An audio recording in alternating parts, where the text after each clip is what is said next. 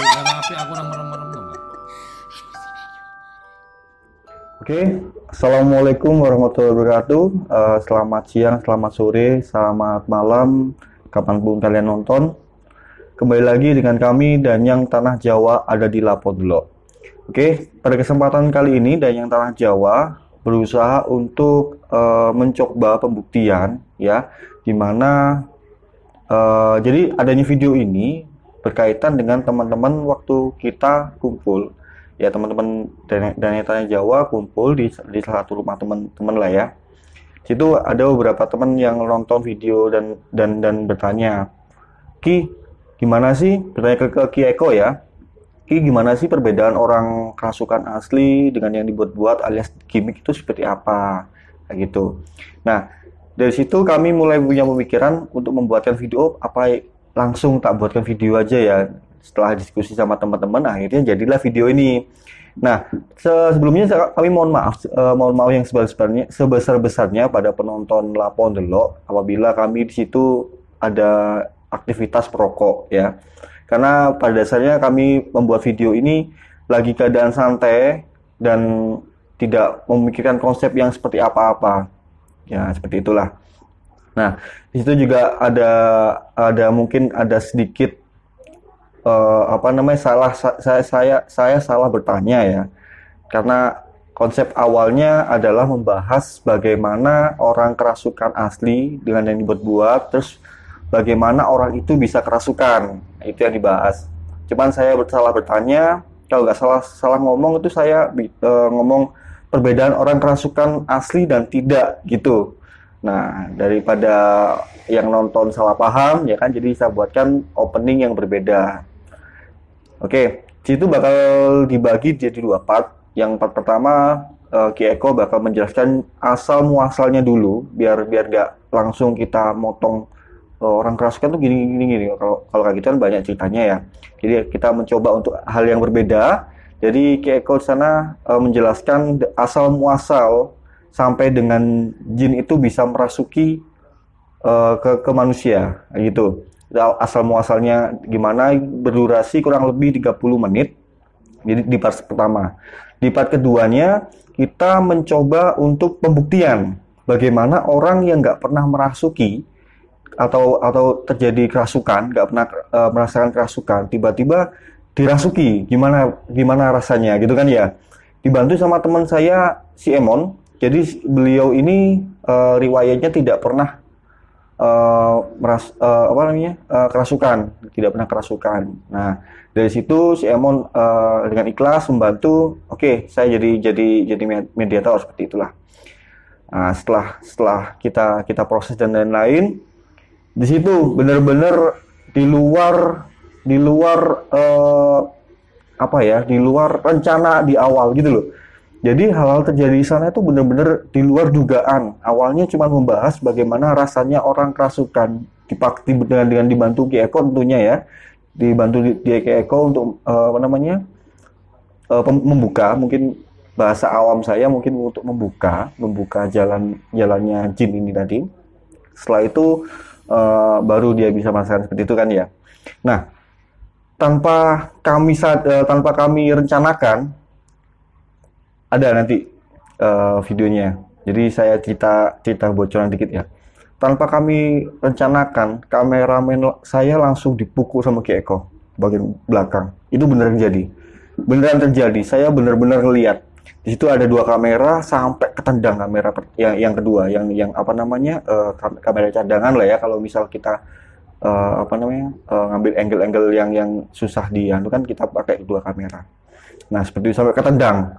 Nah itu, jadi bener, aduh seru banget. Jadi cerita ini emang kalau misal teman-teman di part keduanya tidak nonton, itu epan banget. Tapi sayangnya dari video pertama dan video kedua ada beberapa bagian yang sempat kepotong. Jadi saya mohon maaf banget, sempat kepotong karena kendala memang. Ya gini, masalahnya kalau kita berada di lokasi yang seperti itu, terkadang elektronik juga terpengaruh gitu ya. Beberapa kali sering kita ngalami ketika kita eksplor lokasi seperti itu. Pertama waktu saya lihat baterai itu 75%. Baterai 75% untuk dipakai rekam. Tiba-tiba nggak sampai 5 menit 7 menitan blank habis. Nah, seperti itu kejadian tuh pernah kita ngalami kayak gitu. Jadi hal yang di luar logika waktu ada di lokasi itu benar-benar wah gitu loh. Ya itulah. Pokoknya gimana pun ceritanya, mohon maaf banget ya, dinikmati saja ya. Mudah-mudahan menambah wawasan teman-teman yang nonton, mudah-mudahan juga terhibur. Oke, gitu aja dari saya. Assalamualaikum warahmatullahi wabarakatuh. Rahayu. Oke, assalamualaikum warahmatullahi wabarakatuh. Selamat malam semua. Kembali lagi di channel Lapondelo dengan kami Danyang Tanah Jawa. Pada kesempatan ini ada yang berbeda, yang biasa kita eksplor lokasi. Saat ini kita lagi ngobrol santai, ya. Mohon maaf yang nggak rokokan, lihat kita rokokan, jadi santai saja. Nah, kita di sini lagi ngobrolin perbedaan orang kerasukan dengan tidak, itu bedanya gimana sih? Banyak orang yang tanya seperti ini ke kami ya. Dari situ kami berpikir, apa kita buat video saja? Nah, ini dia videonya. Dengan saya bersama Zio dan bersama Ki Eko yang bakal menjelaskan. Ki, gimana Ki tanggapan Ki Eko tentang pertanyaan-pertanyaan teman-teman yang perbedaan orang kerasukan tuh gimana Ki gitu? Ya Ki, dijelaskan Ki. Iya, Assalamualaikum warahmatullahi wabarakatuh.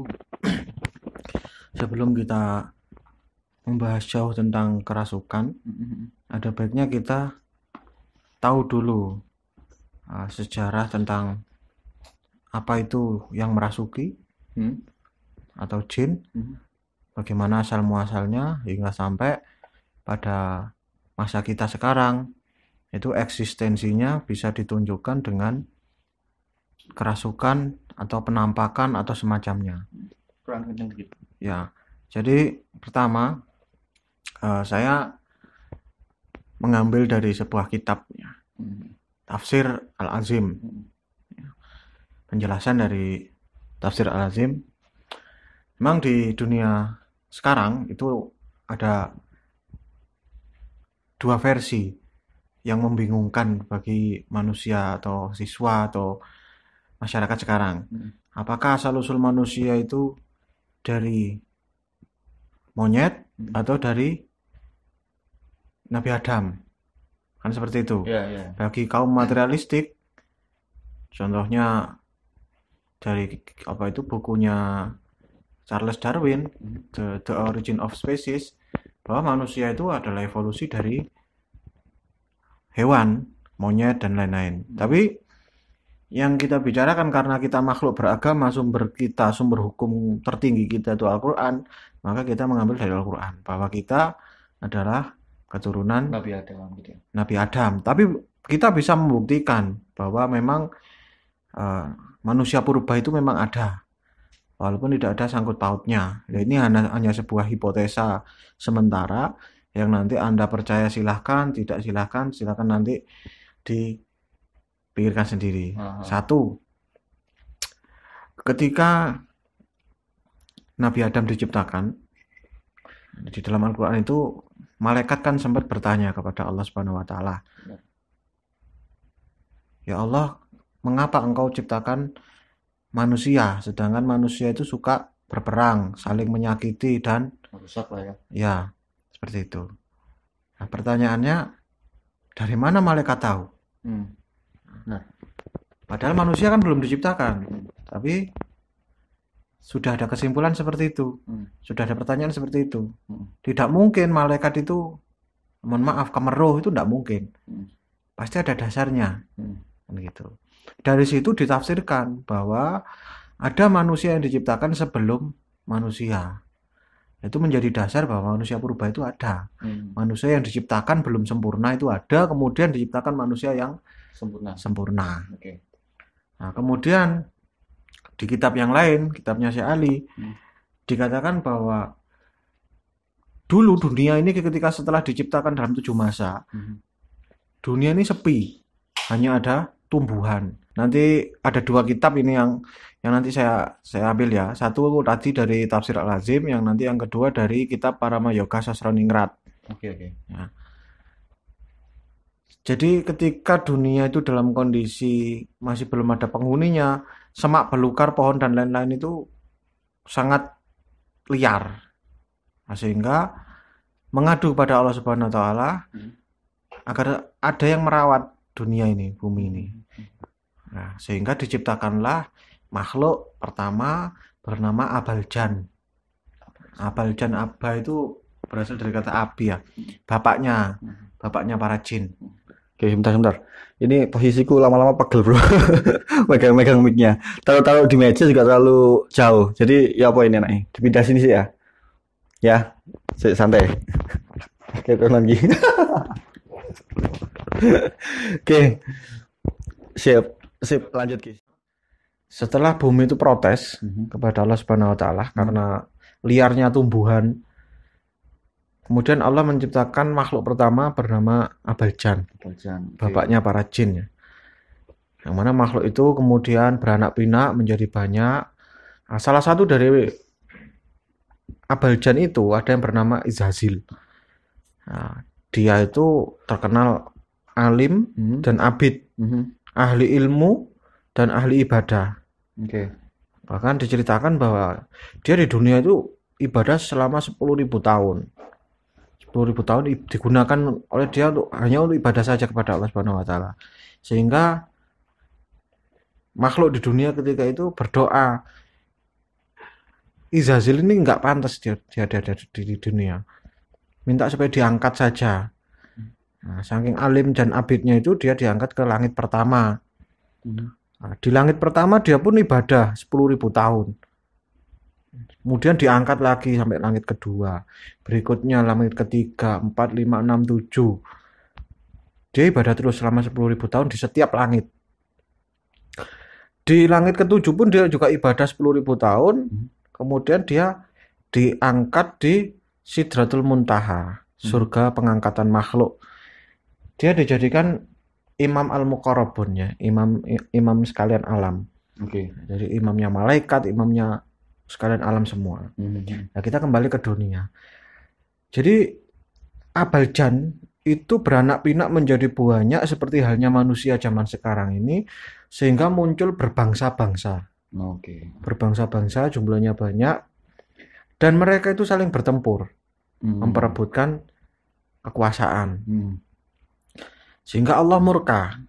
Allah murka mengutus Izazil itu untuk memimpin pasukan malaikat. Menyerang Abaljan. Akhirnya dilakukan penyerangan Abaljan dipimpin oleh Izazil. Sehingga Abaljan itu bangsa itu musnah. Hanya tersisa beberapa saja yang berhasil lolos, bersembunyi dan lain-lain. Memang disengaja ya diloloskan ya? Ya, wallahu alam. Oke. Seperti itu. Nah, setelah lolos itu beberapa dari anak Abaljan itu membentuk komunitas lagi. Sedikit demi sedikit kemudian menjadi banyak lagi, berbangsa-bangsa lagi. Inilah yang disebut peradabannya Babuljan. Babuljan. Ya, Oke. anak dari Abaljan. Babul itu kan berasal dari kata Ibnu. Ibnu itu anaknya. Anaknya si bapak jin itu tadi. Peradaban pertama. Demikian pula Babuljan itu ketika sudah banyak, ya seperti manusia sekarang berbangsa-bangsa, mereka akhirnya ya sama, berperang satu sama lain, saling merusak, saling membunuh. Izazil diperintahkan lagi untuk memusnahkan lagi. Nah, di antara proses pemusnahan itu tersisa dari Babuljan itu yang paling kuat, yang terkuat. Nah, yang terkuat-kuat ini kemudian membentuk komunitas lagi, menjadi masyarakat lagi, membangun peradaban lagi. Inilah yang disebut peradaban Binban. Ya, jadi dari makhluk-makhluk yang terkuat, mereka sudah mampu membuat rumah, membuat sumur dan lain-lain kalau diceritakan di kitab itu. Kemudian ketika sudah menjadi banyak berbangsa-bangsa, mereka adu kekuatan. Karena kesombongan antara kekuatan mereka itu. Akhirnya dimusnahkan juga oleh Allah Subhanahu wa taala lewat Izazil. Nah, setelah dimusnahkan, tersisa dari mereka itu yang paling cerdas dan pintar. Yang paling cerdas dan pintar, maka itu disebut bangsa Nisnas. Ya, cirinya itu separuh manusia, separuhnya hewan. Oke, oke. Ya kalau kita pernah melihat film Narnia ya kurang lebih mungkin seperti itu. Ya. Jadi banyak film juga apa namanya mitologi yang seperti itu Pak. Ya. Jadi seperti itu. Dan mereka pun juga sama pada akhirnya, mereka itu cerdas, mereka akhirnya berbangsa-bangsa menjadi sangat banyak, ada yang memiliki kerajaan di ufuk, ada yang di kedalaman laut, ada yang di langit, bahkan ada yang di antariksa. Jadi dikatakan bahwa kecerdasannya mereka, kecanggihan mereka itu melebihi manusia. Melebihi manusia. Tapi kecerdasan itu tidak menjamin, kekuatan juga tidak menjamin. Kalau sudah ada judul keserakahan di situ. Pada akhirnya terjadi perang juga di antara mereka. Karena itu Izazil diperintahkan lagi untuk terakhir kalinya menyerang bangsa Nisnas. Nah, bangsa Nisnas itu akhirnya musnah. Tapi tidak semuanya musnah, masih tersisa beberapa. Mungkin ya seperti yang kerajaannya di laut, manusia jin setengah ikan itu hidup di palung-palung terdalam. Itu kadang sekarang menampakkan diri berupa duyung. Makanya kalau melihat putri duyung, melihat manusia setengah kuda, ada penampakan-penampakan seperti itu. Kemudian ada alien dan lain-lain. Itu bukan sesuatu yang di luar nalar agama. Itu semuanya ada penjelasannya. Oke. Yaitu bangsa Nisnas yang masih tersisa. Artinya bangsa jin ya? Iya. Jadi bukti jin. Bahwa kitab itu membuktikan bahwa semua itu bisa dijelaskan. Kenapa kok ada putri duyung? Setelah orang melihat, sekarang kan banyak orang video amatir kemudian menyorot ada putri duyung, ada alien dan lain-lain, sehingga akidah imannya orang tuh jadi goyang. Mungkin salah satu cara mereka untuk apa namanya menggoyang iman kita ya mungkin dengan penampakan mereka ya. Kayak alien yang kita lihat di banyak video. Bagi orang yang belum mungkin masih awam, belum banyak belajar, ya sesuatu yang dilihat itu difikirkan tidak masuk akal sehingga mereka tergoyah imannya. Benar. Itu. Ya, berikutnya Allah menciptakan Nabi Adam. Ketika Allah menciptakan Nabi Adam yang terbuat dari tanah dan air, dicatatkan dalam kitab yang sudah masyhur di mana-mana ya, bahwa Izazil ini tidak terima. Kenapa? Satu, dia itu alim, tinggi gitu ya. Iya, alim. Dia itu abid. Perjuangannya untuk mencapai Sidratul Muntaha menjadi Imam Al-Qur'an itu berat. Dia bertempur berkali-kali, ibadah selama 70.000 tahun lebih. Bagaimana bisa dia disuruh sujud kepada makhluk yang baru saja diciptakan? Asalnya dari tanah lagi gitu ya, sebenarnya nggak ada masalah. Jadi ketika iblis atau Izazil itu mengatakan, aku dari api, kemudian kamu dari tanah, aku lebih unggul. Dari mana pernyataan itu? Api lebih unggul dari tanah itu ukurannya dari apa? Kan enggak ada. Makanya cirinya orang sombong itu, satu, kalau dia itu merendahkan orang lain. Yang kedua, kalau dia itu mengada-ada. Itu sombong itu bukan sombong, itu pamer harta, itu bukan namanya riya. Kalau suka menceritakan harta itu namanya sum'ah. Jadi beda. Kalau sombong, takabur itu ya seperti itu, merendahkan orang lain, kemudian mengada-ada. Sama kayak kasusnya zaman sekarang ya. Zaman sekarang itu lebih banyak mereka merendahkan orang lain, membuli lah segala macam kayak gitu ya. Sudah terkontaminasi nih kayaknya ini di akhir zaman ya. Itu kita tarik dari situ. Ini saya sekaligus itu tadi membicarakan sejarah bangsa jin, juga muamalahnya dengan manusia sampai Nabi Adam. Sehingga apalagi Nabi Adam ketika itu juga diberi bekal ilmu. Nabi Adam itu diberi bekal ilmu. Jadi Nabi Adam walaupun dia itu manusia awal, dia itu tidak bodoh. Dia itu punya ilmu yang sangat banyak dengan dalil wa 'allama Adamal asma'a kullaha. Jadi oleh malaikat Nabi Adam itu diberikan semua nama-nama, semua ilmu kullaha, semuanya. Di ilmu semuanya diberikan kepada Nabi Adam. Wa isqulna lil malaikati isjudu li Adam. Kemudian setelah diberikan semua ilmu itu kepada Adam, kemudian para malaikat itu bersujud kepada Adam. Nah, tidak dengan Izazil. Izazil kan memberontak, kemudian diusir dari surga. Dengan sombongnya. Ya, diusir dengan surga, dia merasa kecewa, dendam, putus asa, sehingga Izazil itu namanya sudah tidak disebut Izazil lagi, tapi disebut iblis. Berasal dari kata ablasa. Ablasa itu artinya orang yang putus asa. Dia sama sekali tidak mau untuk menyembah atau berbaik dengan Adam. Oke. Pembahasan sampai di sini, kemudian untuk pembahasan berikutnya saya pakai rujukan kitab Paramayoga Sasroningrat.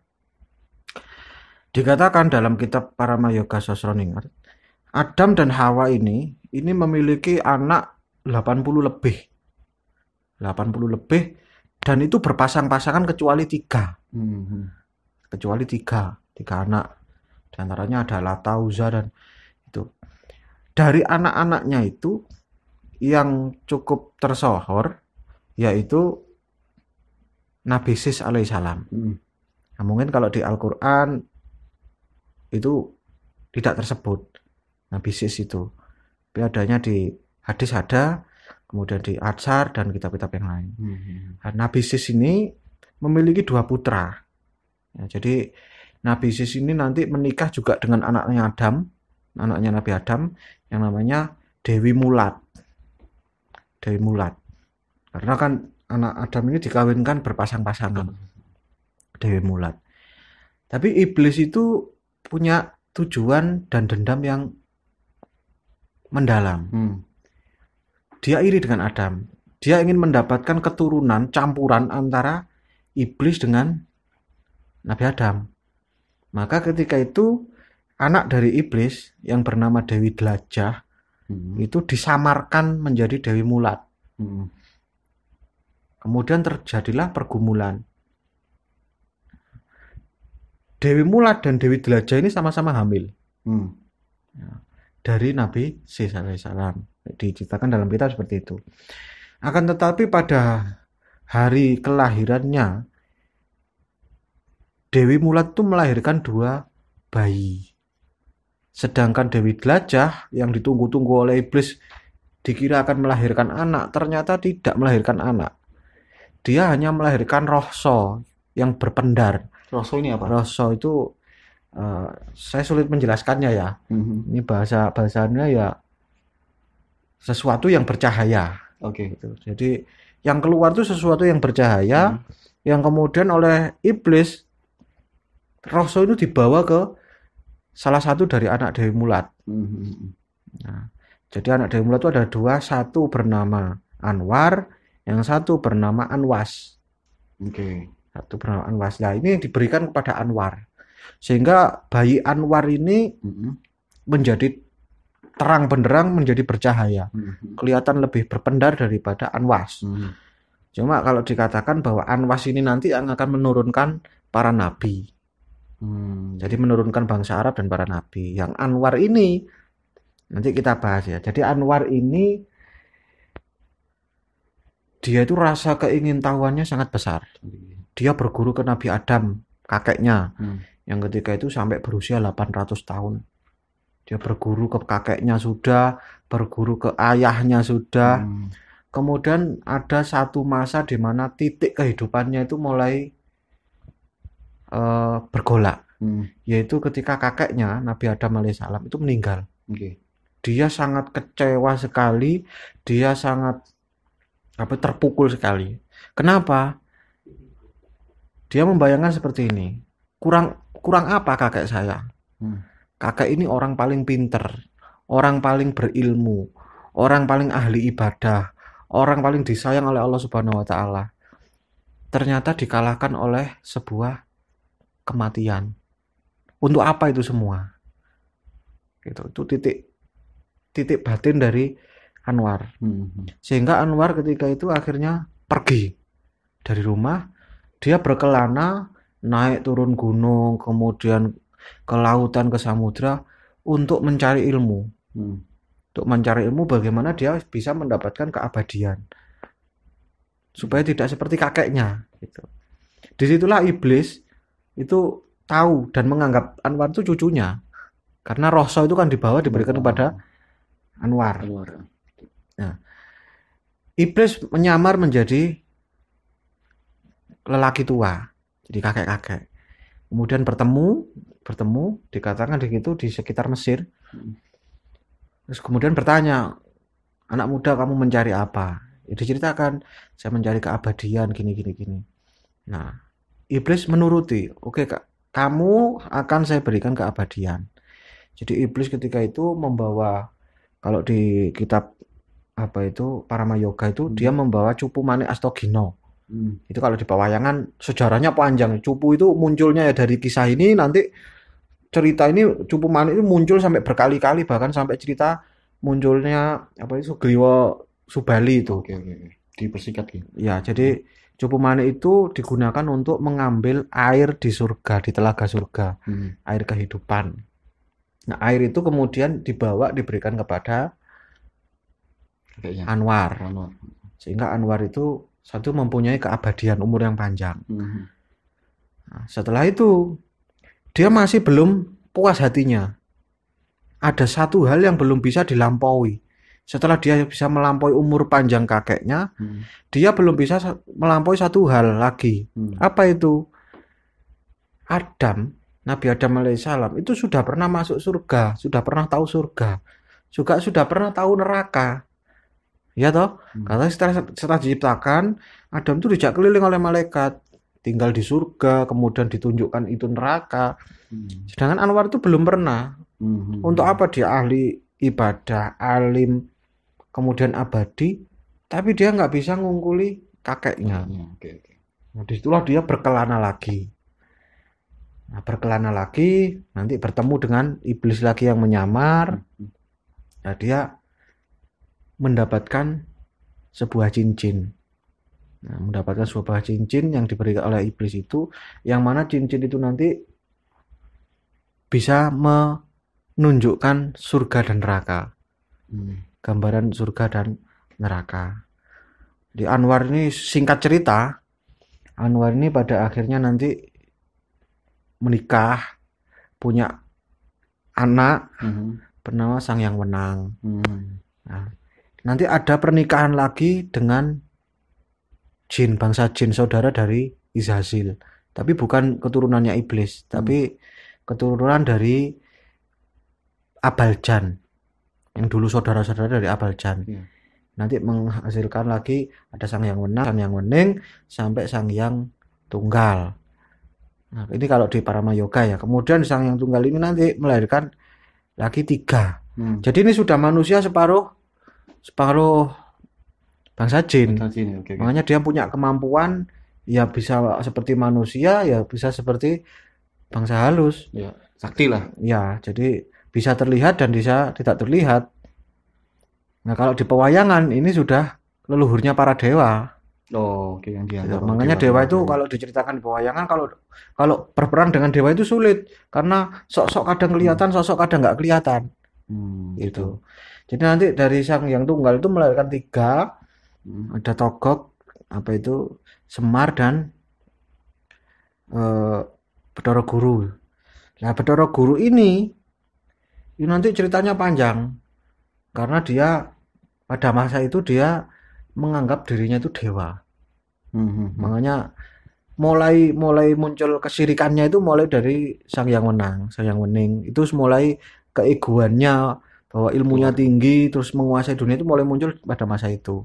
Tapi titik baliknya nanti ya pada masa Bathara Guru itu. Ini kalau versinya Parama Yoga Sasroningrat. Jadi Bathara Guru itu dengan kesaktiannya itu menaklukkan makhluk-makhluk yang dianggap ketika itu dewa. Bathara Guru ya. Bathara Guru itu dalam pewayangan Jawa itu ya dewa. Kalau di dalam India itu disandingkan dengan Trimurti. Memang disembah. Nah, dari situ muncul pewayangan-pewayangan nanti sampai di Indonesia atau Nusantara pada masa animisme dinamisme. Animisme dinamisme. Kita sudah mulai masuk ke bangsa jin nih, kontemporer sekarang. Oke. Manusia lahir itu memiliki 3 naluri bawaan. Khorisatul Nau, Khorisatul Tadayun, dan Khorisatul Baqo. Artinya naluri mempertahankan diri, naluri melanjutkan keturunan, dan naluri untuk mengkultuskan sesuatu. Oke. Jadi manusia mau tidak mau itu memang bermuamalah dengan makhluk di sekitarnya yang tak kasat mata, entah itu jin, entah itu malaikat, semuanya punya harapan dan takut, khauf dan roja, Oke. ya kan? Nah, dalam hal ini jin itu kan memang sudah ada sejak dari dulu. Mereka itu memang andil. Istilahnya kalau dalam bahasa Jawa, kayu watu panggonanmu. Mereka itu bertempat di batu besar, mereka bertempat di kayu yang besar, atau di tempat-tempat yang tinggi. Oleh karena itu, manusia animisme dinamisme itu selalu mensucikan tempat yang besar, benda yang besar, terus pohon yang besar dan tempat yang tinggi. Jadi Dan itu berlanjut sampai masa Islam. Contoh, punden berundak. Ini ketika agama belum masuk. Mereka menyembah roh. Mereka menyembah benda yang dianggap mempunyai kekuatan. Letaknya pasti di tempat tertinggi. Punden berundak. Dan undakan sendiri itu juga tambahan lagi. Intinya konsep ketuhanan itu berada di tempat yang tinggi. Kemudian zaman Hindu, candi-candi semuanya berada di tempat yang tinggi. benar. Kemudian pada masa Islam, makam-makam wali, makam-makam ulama, bahkan makam-makam raja, contohnya kompleks makam Imogiri, semuanya berada di tempat yang tinggi. Jadi konsep tinggi itu tidak hanya di Nusantara saja, bisa dilihat di Mesir, piramida itu juga makam ditinggikan, seperti itu. Nah, jadi bangsa jin dan manusia itu memang bermuamalah dari dulu. Bahkan Nabi Sulaiman pun juga bermuamalah dengan jin, dengan memerintahkan, kemudian membuat sayembara, seperti itu. Jadi kalau mau bertanya bagaimana manusia itu bisa kerasukan, nah, ini kan hubungannya dengan muamalah dan interaksi. Iya, benar. Muamalah dan interaksi antara manusia dan bangsa jin. Nah, karena manusia memandang bangsa jin ini sebuah sumber daya. Ini bagi manusia zaman dulu. Kalau manusia zaman sekarang mengatakan bahwa jin itu ya nggak logis. Tapi bagi orang zaman dulu, jin ini mempunyai logika sendiri. Orang dulu mempunyai logika sendiri yang mengatakan bahwa jin itu logis. Jadi jangan dipersalahkan. Gitu. Nah, interaksinya melalui apa? Satu, yang bisa melihat ya berkomunikasi langsung. Gitu. Yang kedua, yang tidak bisa melihat bisa melalui jalur yang lain. Mimpi atau penampakan yang tidak sengaja. Yang ketiga yaitu melalui masuk kerasukan. Kerasukan itu ada yang disengaja, ada yang tidak disengaja. Jadi kalau pertanyaannya membuktikan yang sengaja itu bagaimana, yang nggak disengaja itu bagaimana, yang asli itu bagaimana, yang tidak asli itu bagaimana. Itu kan maksudnya. Dan orang-orang teman-teman sendiri ini banyak yang nggak ngerti gimana sih orang bisa, contoh aku sendiri, aku nggak pernah merasakan kerasukan, sedangkan teman-temanku banyak yang tak lihat sering kerasukan. Nah gitu gimana lagi?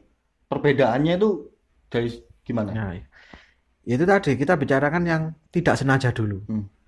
Jalarane atau jalannya orang tidak pernah kerasukan tiba-tiba kerasukan. Itu hubungannya dengan psikologi.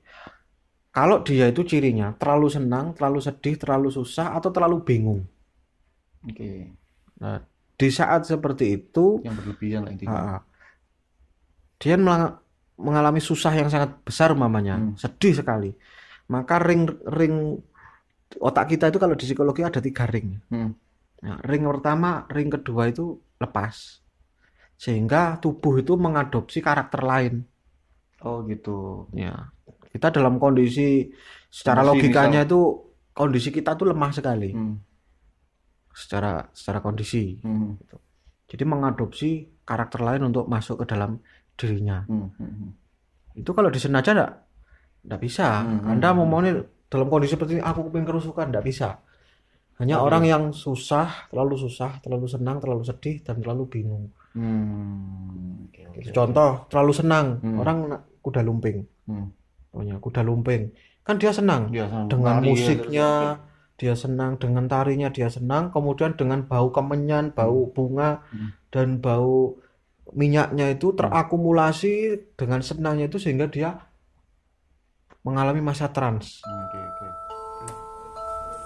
Nah, gimana teman-teman, sudah nonton kan ya? Itu tadi cerita Ki Eko dan sejarah asal usul jin sampai dengan bisa merasuki manusia. Nah, ini yang teman-teman nonton itu di part pertama. Ada lagi part keduanya, itu di mana kita membuktikan, ya, mencoba untuk pembuktian dengan dimediatori dengan si Emon, Mas Emon. Nah, seperti yang saya ucapkan di awal, bakal ada yang lebih seru banget, ya. Tonton terus Danyang Tanah Jawa ada di Lapodblog. Jangan lupa subscribe, like, dan komennya. Terima kasih. Assalamualaikum warahmatullahi wabarakatuh. Rahayu.